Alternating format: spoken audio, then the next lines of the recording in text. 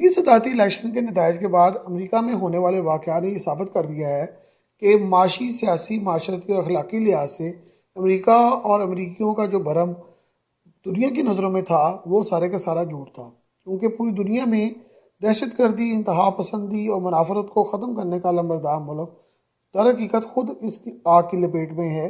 اور اس میں سب سے خطرناک حقیقت یہ ہے کہ دنیا کی واحد سپر پاور میں ایسی سوچ اور تحریک پائی جاتی ہے جس میں جمہوری رویوں کا شدید فقدان ہے۔ کیپٹل ہل پر حملہ آور ہونے والے افراد اور گروپس کا تعلق امریکہ میں موجود ان انتہا پسند گروپوں سے ہے جو خالصتاً امریکی سرزمین سے تعلق رکھتے ہیں، اور ان تنظیموں کا صدر ٹرمپ کے ساتھ احتجاج کرنا اور صدر ٹرمپ کے لیے احتجاج کرنا اور امور حکومت کو اپنے ہاتھ میں لینے کی کوشش کرنا بہت ہی خطرناک صورتحال کو واضح کرتا ہے۔ اس کی بڑی وجہ یہ ہے کہ امریکہ ایٹمی، کیمیائی اور بایولوجیکل ہتھیاروں کا بہت بڑا اسٹاک ہے۔ وہاں پر اگر دہشت گردوں کا بس چل گیا اور اب دہشت گردوں کے ہاتھ یہ ساری چیزیں لگ گئیں تو آپ یہ سوچ سکتے ہیں کہ دنیا کا کیا حالات کیا ہو سکتے ہیں۔ نئے امریکی صدر جو بائیڈن نے اپنی صدارت کا حلف بھی اسی حالات میں اٹھایا، جہاں بہت شدید خوف اور دہشت کا ماحول تھا، جس سے امریکہ کے اندرونی حالات اور آئندہ کے ماحول کا بخوبی اندازہ بھی لگایا جا سکتا ہے۔ امریکی صدور کی حلف برداری کو ہمیشہ بہت اہمیت دی جاتی ہے اور اس کے لیے خصوصی انتظامات بھی کیے جاتے ہیں، لیکن ٹرمپ کے ذاتی اقدامات اور ٹرمپ کے حامیوں کا کیپٹل ہل پر حملہ بہت سارے سوالات کو جنم دیتا ہے۔ جمہوریت اور انسانی حقوق کو بنیاد بنا کر امریکہ کئی دہائیوں سے ممالک پر حملہ آور ہوتا آیا ہے اور قبضہ کرتا رہا ہے۔ کبھی ایٹمی اثاثوں کو بنیاد بنایا جاتا تھا اور کبھی میزائلوں کے اسٹاک کو خطرہ بتایا جاتا تھا۔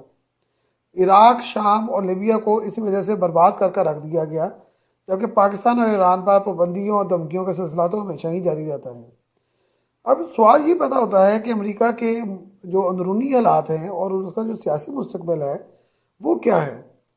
وہ بہت ہی خطرناک سوال بن چکا ہے جس کا کوئی جواب نہیں ہے، جو عالمی تباہی اور بربادی کا سبب بن سکتا ہے۔ نومبر 2020 میں امریکی صدارتی الیکشن کے نتائج جب سامنے آنا شروع ہوئے تو ٹرمپ کی جو ہار تھی وہ واضح تھی اور بائیڈن کی فتح یقینی تھی۔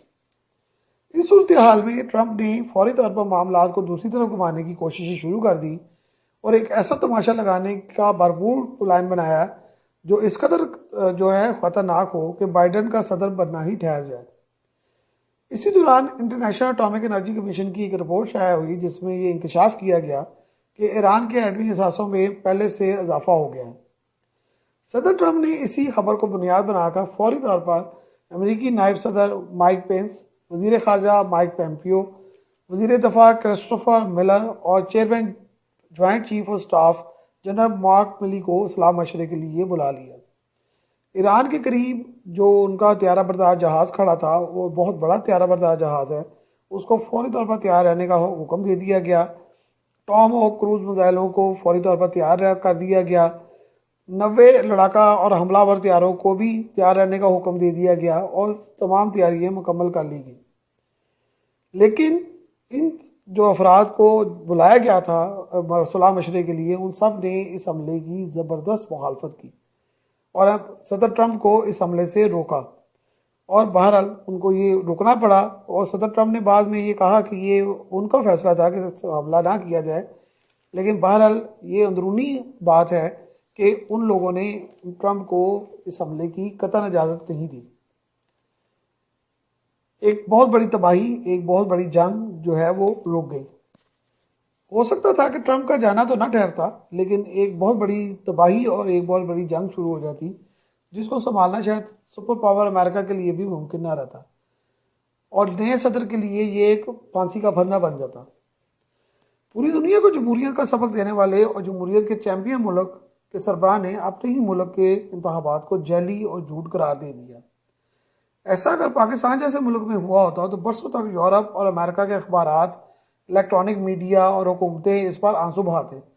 پاکستان میں آزاد پسند سوچ والے لوگ جو ہیں وہ امریکہ کو کہتے ہیں کہ جی پاکستان کو سیدھا کریں، کیونکہ پاکستان جو ہے وہ جمہوریت کی راہ میں روٹیٹ کر رہا ہے۔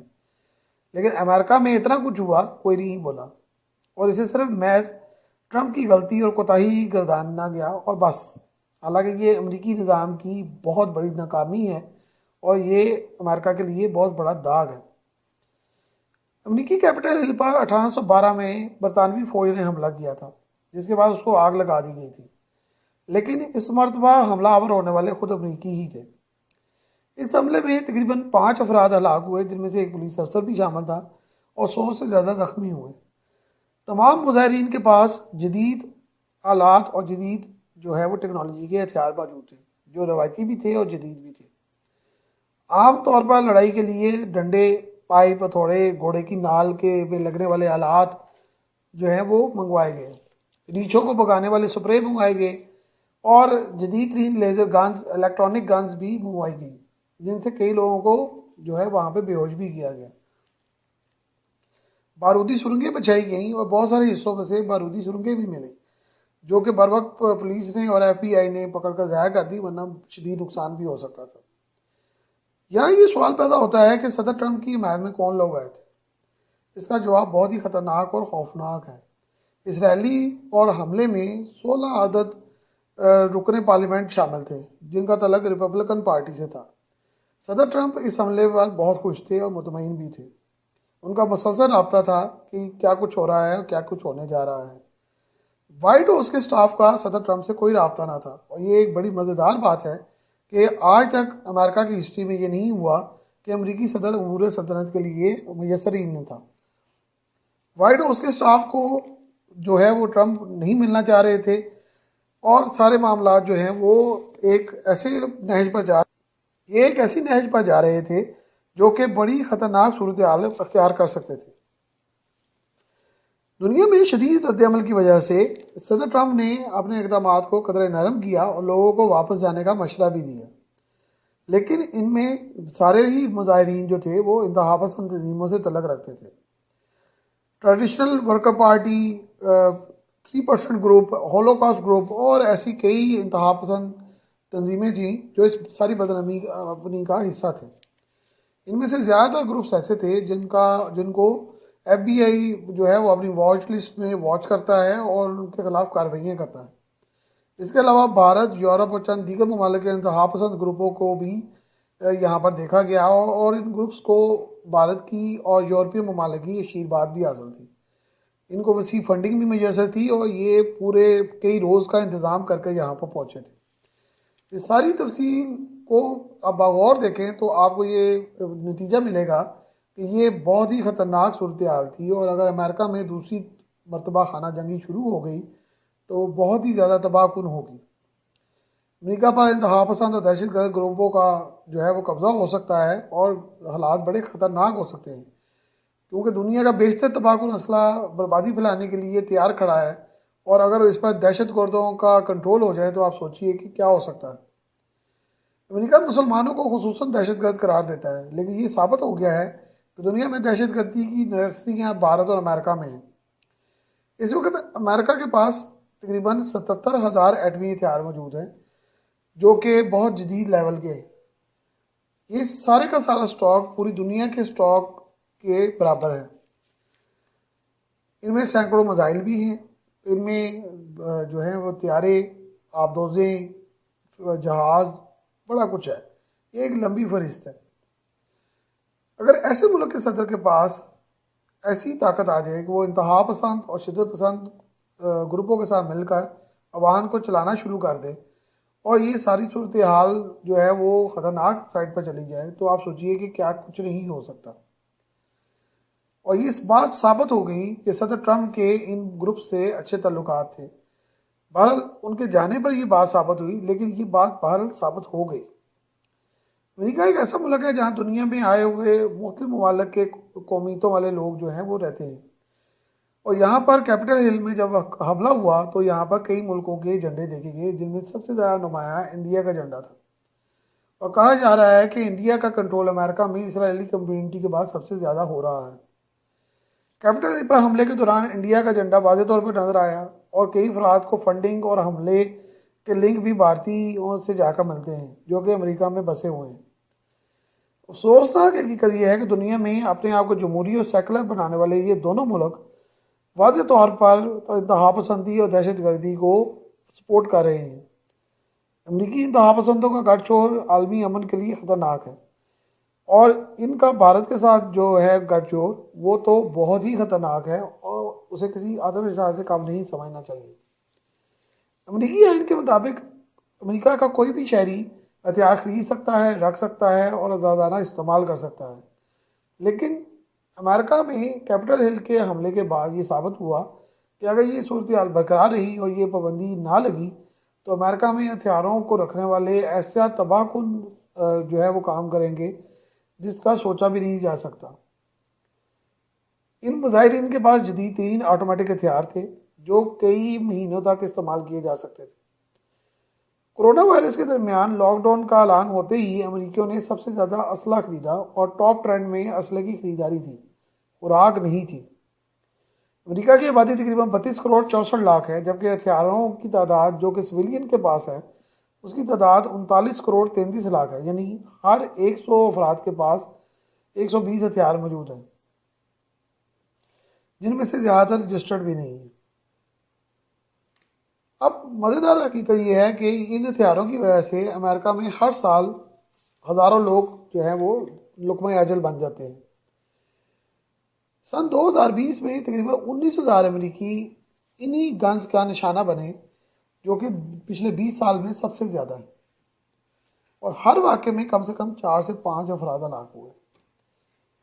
ان میں سے زیادہ جو واقعات تھے وہ بڑے شہروں میں ہوئے، اور کرونا کی وجہ سے امریکہ میں جو ہلاکتوں کی تعداد ہے وہ 2019 کے مقابلے میں 15% زیادہ تھی، اور اس صورتحال نے اس کو مزید بڑھا دی۔ امریکہ جو پوری دنیا کو انتہا پسندی اور دہشت گرد گروپوں پر پابندیوں کا جو ہے وہ کہتا ہے، اس کے اپنے اندر دہشت گردی اور انتہا پسندی کے گروپ موجود ہیں جو کہ FBI کی لسٹ پر تو ہیں، لیکن ان پر جو ہے وہ مسلسل کارروائیاں نہیں کی جاتی بلکہ چند کارروائیاں ہی ہوتی ہیں۔ ان کی تعداد تقریباً 30 کے قریب ہے، جو کہ زیادہ تر ایشیائی اور افریقی ممالک کو ٹارگٹ کر کے لوگوں کو ٹارگٹ کرتے ہیں۔ ان تنظیموں کے پاس وسیع فنڈز ہیں، وسیع ہتھیار ہیں، اور وہ جو ہے امریکہ میں بڑی خاص جو ہے وہ کامیابی رکھتے ہیں اور بیس رکھتے ہیں۔